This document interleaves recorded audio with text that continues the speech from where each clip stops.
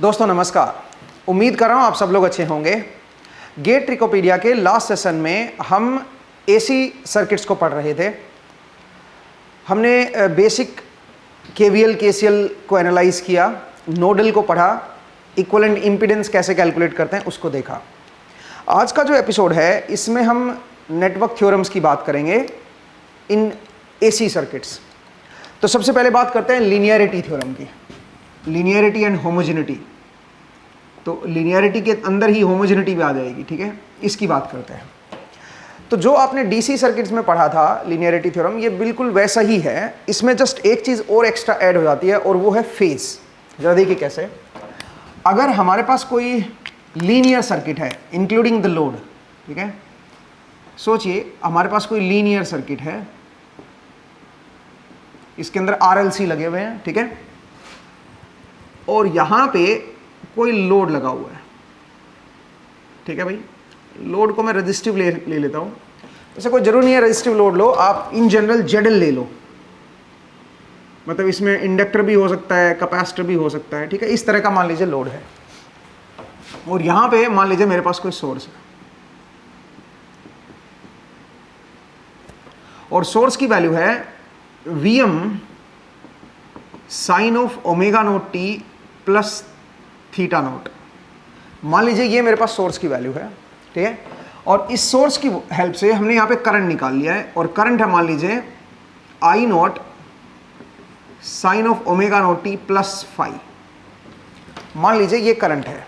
अब जरा देखिए, अगर मैं फेजर फॉर्म में इसको लिखूंगा तो बनेगा Vm एंगल थीटा नोट, ठीक है, ये बनेगा Vm एंगल थीटा नोट, और क्योंकि मैं साइन को रेफरेंस मान रहा हूं तो ये बनेगा आई नोट एंगल फाइव, ठीक है जी।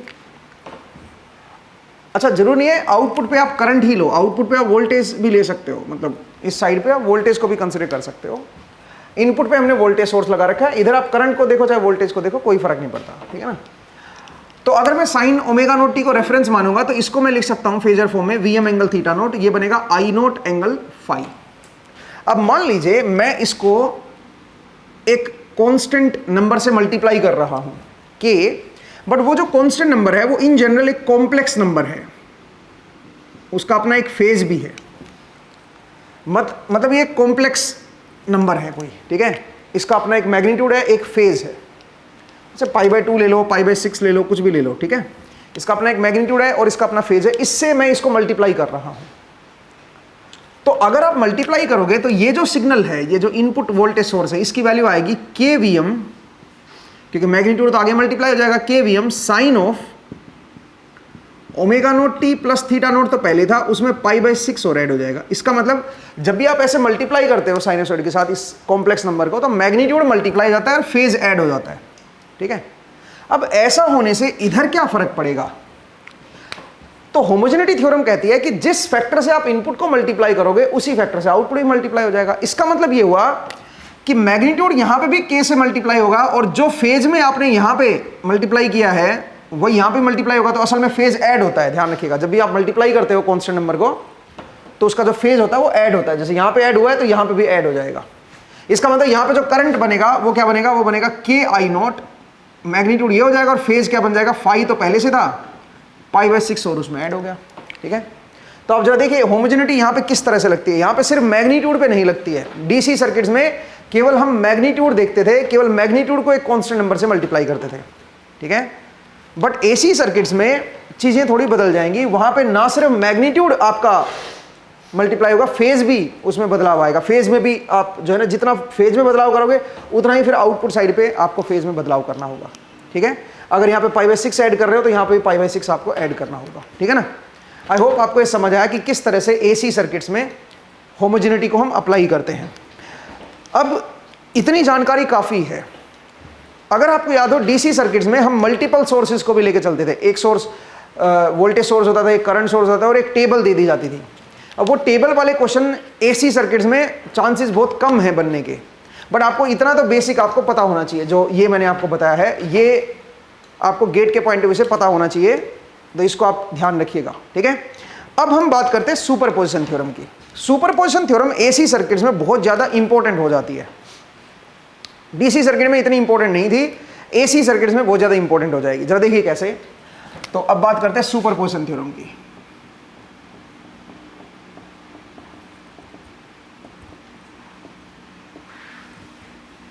कई बार क्या होता है, कोई हमारे पास आरएलसी सर्किट है। सोचिए कोई, मैं सिंपल सा सर्किट ले लेता हूं।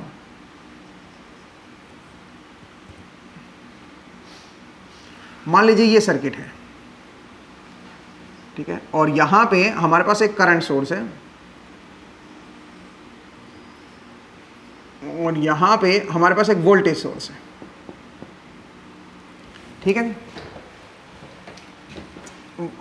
करंट सोर्स की जो वोल्टेज सोर्स की वैल्यू है 10 साइन ऑफ 10t + 30 डिग्री, और ये है 10 ओम, ये आपका 10 ओम है, ये आपका 1 हेनरी का है, और ये जो करंट सोर्स है ये आपको दे रखा है, मान लीजिए 5 साइन ऑफ 5t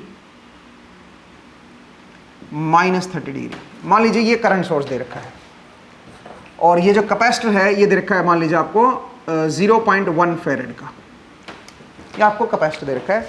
आपसे पूछा है बताओ इसमें पावर लॉस क्या होगा। पावर लॉस इन दिस 10 ओम, इसको मैं आरएल बोल देता हूं, ये आरएल है, इसमें पावर लॉस आपको बताना है,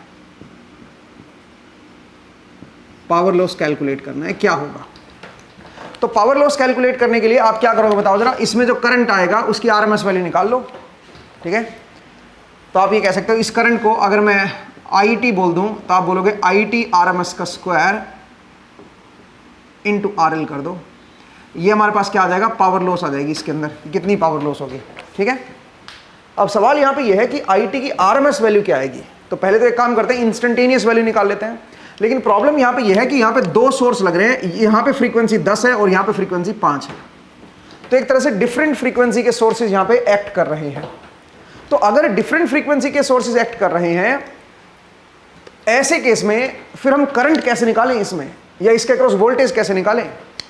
क्योंकि अगर आप 10 के हिसाब से देखोगे तो इसका जो रिएक्टेंस है वो डिफरेंट आएगा, और 5 के हिसाब से अगर आप देखोगे तो इसका रिएक्टेंस डिफरेंट आएगा। क्योंकि जो इंडक्टर या कैपेसिटर होते हैं उनका जो स्टडी स्टेट रिएक्टेंस होता है वो ओमेगा पे डिपेंड करता है, वो फ्रीक्वेंसी पे डिपेंड करता है।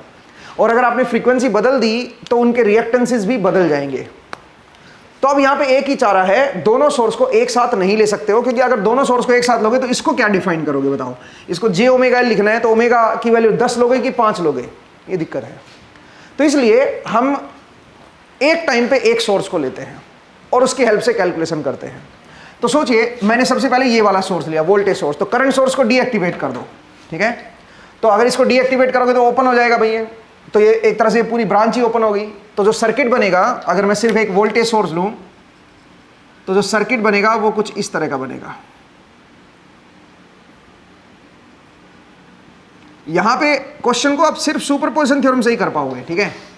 ये 10 ओम है, ये भी 10 ओम है, ये आपका 10 एंगल लिख देता हूं मैं इसको 30, ठीक है, 10 एंगल 30। मैं साइन 10t को रेफरेंस ले रहा हूं भाई, साइन 10t को मैं 1 एंगल 0 लिख रहा हूं, मतलब ये मैं रेफरेंस मान रहा हूं इसको, ठीक है।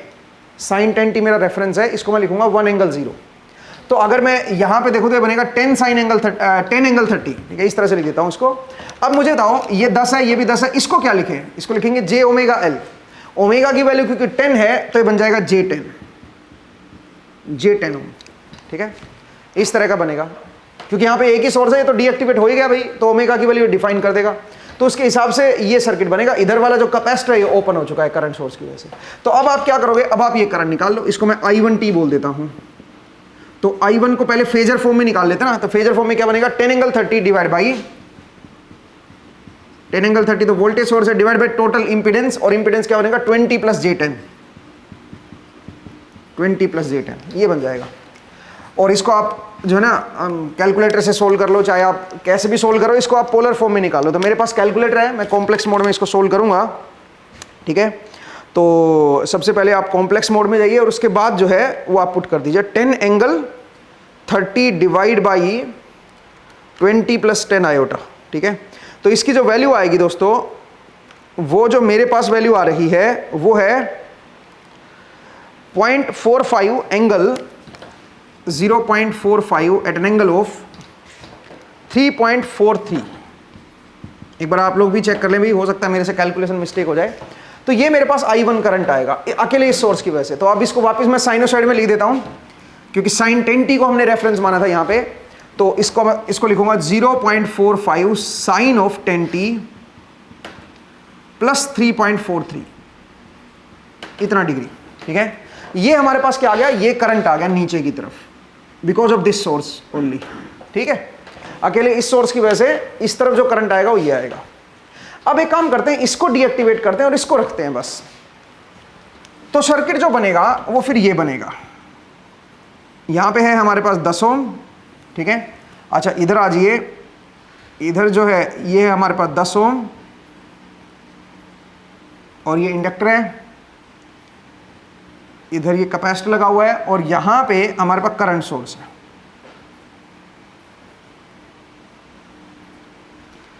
करंट सोर्स की जो वैल्यू है, साइन को अगेन रेफरेंस ले रहा हूं, ये बनेगा 5 एंगल -30, ठीक है। और ओमेगा की वैल्यू इस बार 5 है, तो ये बनेगा j ओमेगा L, तो J5 बन जाएगा, क्योंकि L की वैल्यू तो 1 हेनरी है और इस बार ओमेगा जो है 5 है, तो j ओमेगा L ये बन जाएगा। और ये बनेगा -j/ओमेगा c, ओमेगा की वैल्यू 5 पुट करोगे और c की वैल्यू 0.1 है, तो ये 0.5 बनेगा भाई यहाँ पे। तो ऊपर आके 2 हो जाएगा, -j2,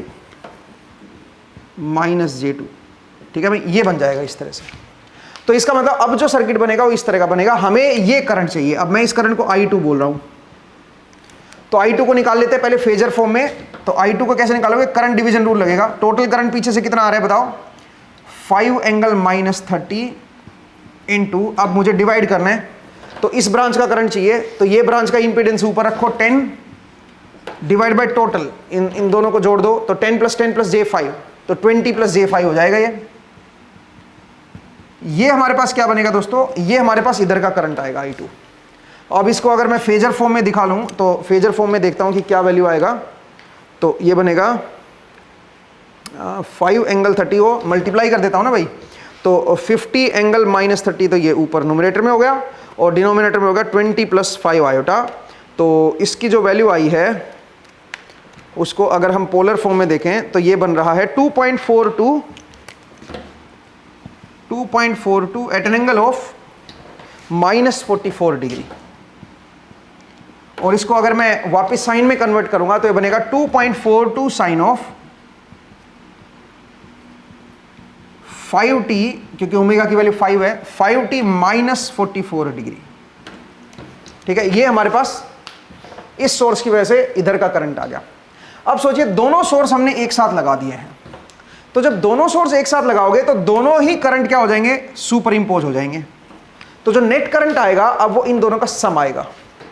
तो इनको इकट्ठा नहीं कर सकते हो आप, क्योंकि दोनों की फ्रीक्वेंसी अलग अलग है, तो एक साथ लिखना होगा आपको। इसका मतलब जो IT करंट आएगा अब फाइनली, जो फाइनल आंसर आएगा IT का, that will be equal to, एक तो ये करंट हो गया 0.45 sign of 10t plus 3.43 degree, और एक कौन सा करंट हो गया, एक ये हो गया 2.42 साइन ऑफ 5t -44 डिग्री, ठीक है जी, एक ये हो गया। तो इस तरह से हमारे पास ये टोटल करंट आ गया दोस्तों। बट हमसे पूछा पावर लॉस, इसमें पावर लॉस क्या होगी, तो इसकी RMS वैल्यू चाहिए भाई। तो IT RMS क्या होगा वो जरा निकाल लेते हैं। IT RMS will be equal to root of, इसमें DC कॉम्पोनेंट तो कोई है नहीं, तो DC कॉम्पोनेंट का स्क्वायर प्लस 1/2 AC कॉम्पोनेंट का स्क्वायर। इसका स्क्वायर करोगे तो 0.45 का स्क्वायर हो जाएगा, प्लस ये हो जाएगा 2.42 का स्क्वायर। ठीक है, ये हमारे पास आरएमएस वैल्यू आएगी, और इसका स्क्वायर कर दो और इंटू 10 कर दो। तो जब इसका स्क्वायर इंटू 10 करोगे तो ये हो जाएगा PL, इसका स्क्वायर इंटू 10, RL की वैल्यू 10 है ना, तो ये बन जाएगा 5 इंटू 0.45 का स्क्वायर और यहाँ पे 2.42 का स्क्वायर। इतने वोट का हमारे पास पावर लॉस आएगा। इसकी वैल्यू जरा मैं कैलकुलेट कर लेता हूँ। तो 5 इंटू 0.45 का स्क्वायर कर दिया प्लस 2.42 का स्क्वायर कर दिया। ठीक है, तो इसकी जो वैल्यू आ रही है 30.29 वोट आ रही है, 30.29 वोट। तो जरा देखिए किस तरह से इस तरह की प्रॉब्लम को हम सोल्व करेंगे। यहां पे केवल एक ही सॉल्यूशन है आपके। जब मल्टीपल फ्रीक्वेंसी के सोर्सेज आ जाते हैं और आपसे कोई ब्रांच का करंट पूछ ले या वोल्टेज पूछ ले, आरएमएस वोल्टेज या आरएमएस करंट पूछ ले या पावर लॉस पूछ ले, तो आपके पास चारा ही एक है और वो है सुपरपोजिशन। आपको फिर सुपरपोजिशन से ही करना होगा। ठीक है, अगर ये सिंगल फ्रीक्वेंसी सोर्स होते ना तो नोडल लगा देते भाई, फिर तो बहुत आसान था। सेम ही फ्रीक्वेंसी के अगर होते तो डिफरेंट फ्रीक्वेंसी में दिक्कत आती है। ठीक है, और डिफरेंट फ्रीक्वेंसी में आप देखिए इंडक्टर जो है, जब आप ये फ्रीक्वेंसी यूज कर रहे हो तो इंडक्टर की वैल्यू j ओमेगा एल आएगी, और जब आप ये फ्रीक्वेंसी यूज कर रहे हो तो इंडक्टर की वैल्यू ओमेगा की जगह 5 हो जाएगा, तो J5 इंडक्टर की रिएक्टेंस की वैल्यू आएगी, और कैपेसिटर की -j/ωc हो जाएगी। ठीक है, तो आप देखिए ओमेगा की वैल्यू कैसे चेंज कर देती है चीजों को। ठीक है, मुझे उम्मीद है आपको समझ आया ये कि किस तरह से सुपरपोजिशन थ्योरम जो है वो काम करती है AC सर्किट्स में। तो ये यहाँ पे बहुत ज्यादा इंपॉर्टेंट हो जाती है। अब आगे बढ़ते हैं थोड़ा सा। आप यहाँ पे क्योंकि पावर पूछी है तो पावर पे सुपरपोजिशन लगा सकते हो, क्योंकि दोनों सोर्सेज डिफरेंट फ्रीक्वेंसी के हैं, तो उनकी वजह से जो करंट आएंगे I1 और I2 वो भी डिफरेंट फ्रीक्वेंसी के आएंगे। तो यहाँ पे पावर जो है सुपरपोज हो सकती है। आप इंडिविजुअल करंट्स की वजह से पावर निकाल सकते हो और फिर पावर के ऊपर सुपरपोजिशन लगा दो भाई, आपके पास टोटल पावर आ जाएगी। ठीक है, ये चीज़ मैं ऑलरेडी आपको पढ़ा चुका हूँ उसमें DC सर्किट्स में। ठीक है, इस चीज़ को ध्यान रखिएगा। चलिए अब आगे बढ़ते हैं। तो मैंने आपको बताया कि किस तरह से यहाँ पे सुपरपोजिशन थ्योरम अप्लाई होती है। अब बात करते हैं Thevenin theorem and Norton theorem की। तो थेवेनिन नॉर्टन में सब कुछ वैसा का वैसा है, फर्क सिर्फ इतना सा है कि वहां पे आपके रियल टर्म्स होती थी, रजिस्टर्स वगैरह होते थे DC सर्किट्स में।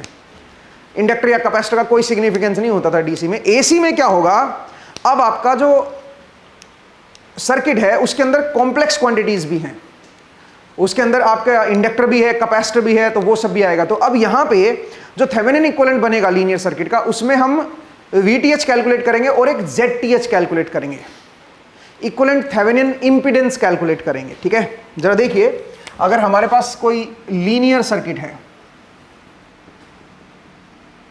कोई लीनियर सर्किट है, ठीक है, और यहां पे कोई लोड लगा हुआ है ZL, और यहां पे मान लीजिए मल्टीपल सोर्सेज लगे हुए हैं, सेम फ्रीक्वेंसी के होने चाहिए भाई। डिफरेंट फ्रीक्वेंसी के केस में आप लगा नहीं पाओगे ये। ठीक है ना, ध्यान रखिएगा। एक जगह VS है और एक जगह IS है, मान लीजिए VST IST, ऐसे मान लीजिए दो सोर्स है सेम फ्रीक्वेंसी के और यहाँ पे ZL है। हमें क्या करना है, हमें इस ZL में करंट निकालना है या वोल्टेज या पावर कुछ भी कैलकुलेट करना है। तो थेवेनिन थ्योरम कहती है कि आप इससे पीछे का जो नेटवर्क है, ये जो नेटवर्क है ना, आप इसको रिप्लेस कर सकते हो इसके थेवेनिन इक्विवेलेंट से। कंडीशन बस ये होनी चाहिए कि ये लीनियर सर्किट होना चाहिए, लोड में भी नॉन लीनियर। ठीक है, ये लीनियर होना चाहिए। तो आप क्या कर सकते हो, इससे पीछे वाले का थेवेनिन रिप्लेस कर सकते हो। और थेवेनिन कैसे रिप्लेस करोगे, आपको एक चाहिए ZTH, एक तो आपको चाहिए ZTH और एक क्या चाहिए, एक चाहिए आपको VTH। ये चाहिए भाई, एक आपको चाहिए ZTH और एक चाहिए VTH। ठीक है, ये इसका थेवेनिन इक्विवेलेंट हो जाएगा। तो ZTH कैसे कैलकुलेट करेंगे, जैसे आप RTH कैलकुलेट करते थे वैसे ही ZTH कैलकुलेट करेंगे। जितने भी इंडिपेंडेंट सोर्सेज हैं उनको डीएक्टिवेट कर दो, लोड को यहां से हटा दो और फिर यहां से इधर का इंपीडेंस कैलकुलेट कर लो, इक्विवेलेंट इंपीडेंस। पहले आप इक्विवेलेंट रेजिस्टेंस कैलकुलेट करते थे, अब आप इक्विवेलेंट इंपीडेंस कैलकुलेट करोगे। ठीक है, तो उससे आपके पास ZTH आ जाएगा। तो चलिए जरा करके देखते हैं, एक दो क्वेश्चन कर लेते हैं, उससे आपको थोड़ा सा क्लैरिटी मिल जाएगी। VTH भी वही है, ओपन सर्किट वोल्टेज, वो कैसे कैलकुलेट करोगे, नोडल की हेल्प से। ठीक है, जैसे कि जरा देखिए एक क्वेश्चन लेता हूं मैं और उसको सोल्व करते हैं। तो मेरे पास एक क्वेश्चन है और क्वेश्चन कुछ इस तरह का है कि यहां पे एक डिपेंडेंट सोर्स है। ठीक है,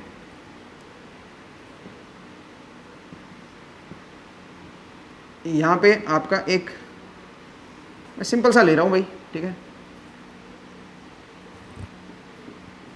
ये सर्किट है, ठीक है, ये मान लीजिए 20 साइन ऑफ 10t, ये 10 ओम है और एक ही फ्रीक्वेंसी है, ये है J10 ओम, ये माइनस J5 ओम, ठीक है, और ये जो है ये है मान लीजिए 10 I1, ये I1 पे डिपेंड कर रहा है, और I1 क्या है, I1 जो है वो इस ब्रांच का इधर की तरफ करंट है, 10 I1t इस ब्रांच के करंट पे डिपेंड कर रहा है ये, ठीक है।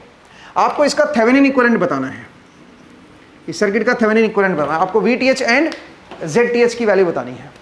तो VTH कैसे करोगे, सबसे पहले साइन 10t को रेफरेंस मान लो, तो इसको आप क्या लिखोगे, इसको लिखोगे 20 एंगल 0, 20 ध्यान रखना मैक्स वैल्यू है, 20 एंगल 0, और इसको आप ग्राउंड मान लो।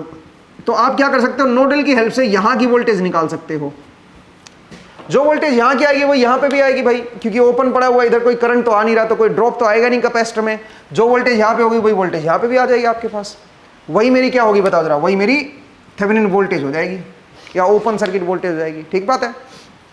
अब ये वोल्टेज निकालें कैसे, तो इसके लिए आप डायरेक्ट नोडल अप्लाई कीजिए, VA का जो कोफिशिएंट है वो क्या क्या आएगा बताओ, इधर से बनेगा 1/10 प्लस इधर से क्या बनेगा, इधर से बनेगा 1/J10, ठीक है, ये वाला हम लिखेंगे नहीं भाई, तो इधर से 1/10 आ गया, इधर से 1/J10 आ गया, इक्वल टू एंटरिंग करंट, यहां से इस सोर्स की वजह से कितना करंट एंटर करेगा बताओ जरा, 20 एंगल 0 डिवाइड बाय 10, तो 2 एंगल 0 ये हो गया, plus 10 I1 divide by J10, ठीक है, तो ये बन जाएगा I1 डिवाइड बाई J, क्योंकि 10 से 10 कट जाएगा, ठीक है।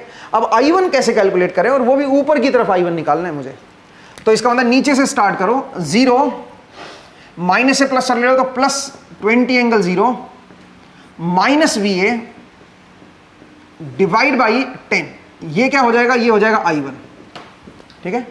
तो I1 की जगह पे मैं इसको रिप्लेस कर देता हूं भाई, I1 की जगह पे अगर इसको रिप्लेस करोगे तो बनेगा 20 angle 0 minus VA divide by 10, सही है जी। इस तरह से आप इसको रिप्लेस कर सकते हो I1 की जगह पे। अब VA वाले टर्म्स को इधर ले आओ, तो अगर आप इधर लेके आओगे तो VA का जो कोएफिशिएंट बनेगा वो बनेगा 1/10 प्लस 1/J10, तो ये, और यहां से देखो प्लस 1/J10 हो रहा जाएगा, बराबर की इधर बनेगा 2 एंगल 0 प्लस यहां पे देखो 20 एंगल 0 डिवाइड बाई J10, तो बनेगा 2 एंगल माइनस 90, ठीक है, ये बनेगा भाई। यहां से 20 एंगल 0 डिवाइड बाई J10 था ना, तो 0 से 0 कट गया, 2 रह गया। अब इस J को ऊपर लेके जाओगे, J का मतलब तो एंगल 90 होता है, ऊपर आके एंगल क्या हो जाएगा, -90। ये सारे ऑपरेशन आपको पता होने चाहिए भाई, ठीक है, ये अब मैं नहीं कर पा रहा हूं। तो अब सर देखो यहां से अगर मैं सोल्व करूंगा तो VA का जो नीचे एलसीएम आएगा वो तो J10 आ जाएगा, तो यहां पे बनेगा J+2, ठीक है, और बराबर की इधर क्या बनेगा, हाँ बराबर की इधर बनेगा भाई 2√2 एंगल -45 डिग्री। इसको अगर आप ऐड करोगे तो 2√2 एंगल -45 डिग्री। तो यहां से जब VA की वैल्यू निकालोगे तो VA will be equal to 20√2, इसको उधर ले जाओ ना, तो 20√2 एंगल 45 डिग्री हो गया भाई, क्योंकि 90 ये था -45 ये था, दोनों को ऐड करोगे तो +45 आ जाएगा, डिवाइड बाई 2 + J, ये हमारे पास VA हो गया है। अब इसकी वैल्यू जरा मैं पोलर फॉर्म में कैलकुलेट कर देता हूं, तो ये बनेगा 20√2 एंगल 45 डिवाइड बाई 2 + आयोटा, ठीक है। तो जो भी इसकी वैल्यू आई है उसको मैं पोलर फॉर्म में कन्वर्ट कर देता हूं। अब आपको ये पोलर फॉर्म कन्वर्ट करना चाहिए, 12.65, this is 12.65 at an angle of 18.43, 18.43। ये हमारे पास क्या आ गया, VTH, VA आ गया, VA ही हमारा VTH होगा, ठीक है। यही वोल्टेज यहां पे भी होगी ना, नीचे तो 0 ही मान रखा हमने, तो एक तरह से आप ये कह सकते हो VA ही हमारा ओपन सर्किट वोल्टेज होगी, यही हमारा VTH भी होगा। थेवेनिन वोल्टेज हमें पता चल गई है कि क्या होगी, ओपन सर्किट वोल्टेज हमें पता चल गई है, ठीक है। अब आगे बढ़ते हैं, थेवेनिन इंपीडेंस कैसे निकालें। तो थेवेनिन इंपीडेंस के लिए इस सोर्स को डीएक्टिवेट कर दो, इंडिपेंडेंट सोर्स को डीएक्टिवेट कर दीजिए, ये हमारा शॉर्ट हो गया, ठीक है। अब क्योंकि सर्किट के अंदर डिपेंडेंट सोर्स भी हैं, तो अब हम क्या तरीका अप्लाई करें। अब आप याद कीजिए डीसी सर्किट में क्या तरीका अप्लाई करते थे, आप 1 एम्पियर का करंट सोर्स यहां पे कनेक्ट करोगे, 1 एंगल 0 मान लो इस करंट सोर्स को, ठीक है, और इसके अक्रॉस वोल्टेज निकाल लोगे, this voltage divide by this current will be equal to ZTH। तो तो कहानी वही है, ठीक है, सिंपल वही कहानी है, सेम वही का वही प्रोसेस है, बस यहाँ पे एंगल भी लेके चलेंगे, 1 एंगल 0 ले लो बस यहाँ पे, ठीक है। ये आप कनेक्ट कर दो और यहाँ के अक्रॉस वोल्टेज निकाल दो। अब कैसे कैलकुलेट करोगे जरा देखिए, इसको मैंने 0 मान लिया, यहाँ की वोल्टेज को मैं VB मान रहा हूँ, ठीक है। अगर एक बार VB आ गया तो उसमें ये ड्रॉप जो है ये ऐड कर दो, क्योंकि करंट इधर से इधर आ रहा है ना भाई, तो इधर प्लस बनेगा इधर माइनस, तो जो भी इसके अक्रॉस ड्रॉप आएगा वो ऐड कर दो, ये वोल्टेज आ जाएगी और यही वोल्टेज हमारे पास क्या होगी, ZTH होगा, ठीक है। तो चलिए जरा देखते हैं VB को कैसे कैलकुलेट करेंगे। यहाँ पे मैंने 1 एंगल 0 का ये रख लिया, तो VB का कोफिशिएंट क्या बनेगा, इधर से 1/10 प्लस इधर से 1/J10, 1/10 इधर से 1/J10 इधर से, ये वाला तो लिखेंगे नहीं भाई, करंट सोर्स आ रखा है ना, ठीक है, is equal to entering current. Entering current क्या होगा, एक तो ये 1 एंगल 0 हो जाएगा, ठीक है, एक यहां से एंटरिंग करंट आएगा और ये क्या बनेगा, ये बनेगा 10I1t डिवाइड बाय J10, तो 10I1t या 10I1 कर दो डिवाइड बाय J10, ये 10 से 10 कट गया, ठीक है। I1 की वैल्यू क्या होगी, I1 की वैल्यू ऊपर की तरफ होगी 0 minus VB divide by 10 is equal to I1। I1 देखो नीचे से ऊपर है ना, तो 0 माइनस VB डिवाइड बाय 10, तो I1 की जगह पे माइनस VB बाय 10 रख देता हूं मैं यहाँ पे, I1 बाई J था ना यहाँ पे, तो J को तो न्यू का नहीं रख रहा हूँ, ठीक है, और इसकी जगह माइनस VB बाई 10 कर देता हूँ, ठीक है जी।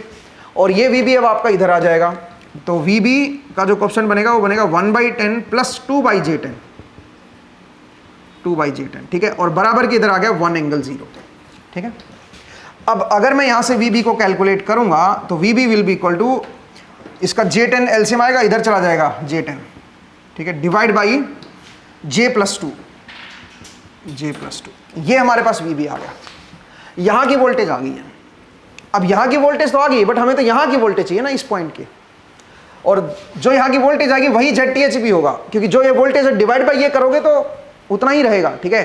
तो ZTH की जो वैल्यू आएगी मैं डायरेक्टली लिख देता हूं, वो आएगी, ये जो वोल्टेज है